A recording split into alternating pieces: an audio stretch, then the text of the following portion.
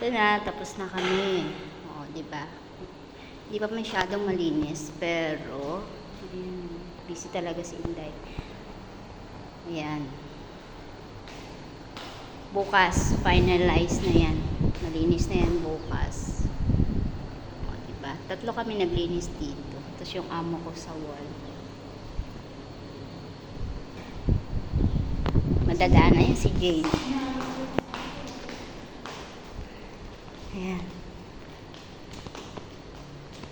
Nakakamiss ang lugar na to kasi 10 years kami nagtira dito. So, yung amo ko, grabe yung iyak niya kahapon sa akin. Kasi, yung nilipatan namin na bahay is more smaller than this. This one, mas malaki. Mas malaki siya. Ito, 4 na kwarto. Yung nilipatan namin, 3 rooms lang. Tapos yung mga kwarto dito, mas maluluwang.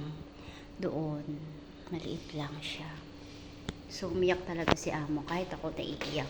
Ang dami niyang give up na gamit. Kung kapitbahay ko lang yung Pilipinas. Ba? Alam mo yung mga lamesa, mga sofa, mga salamin. Marami siyang give up. Mga divider na mga nara. Lahat talaga. So, ito na, bababay na. Naglinis kami dito. Yung off day ko ginamit ko. Makuha ng pangangailangan natin ngayon dahil uuwi ako. So, yung pinakita ko lang talaga na sobrang busy talaga ako. So, sorry sa mga nag-live. Hindi ako nakatambay talaga, guys. Kasi, ito nga, busy pa si Kunyang at hindi ko alam kung ano itsura ng bahay ngayon dahil puro gamit. And kape-paint lang din kasi nito. So, ayan.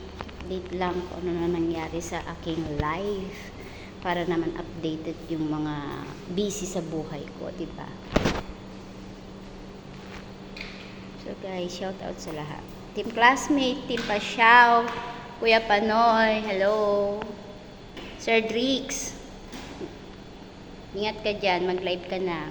Bebe Coderla, Kuya Benny, congrats. Parang mamamonetize ka na. Wow. Good job. Bye-bye.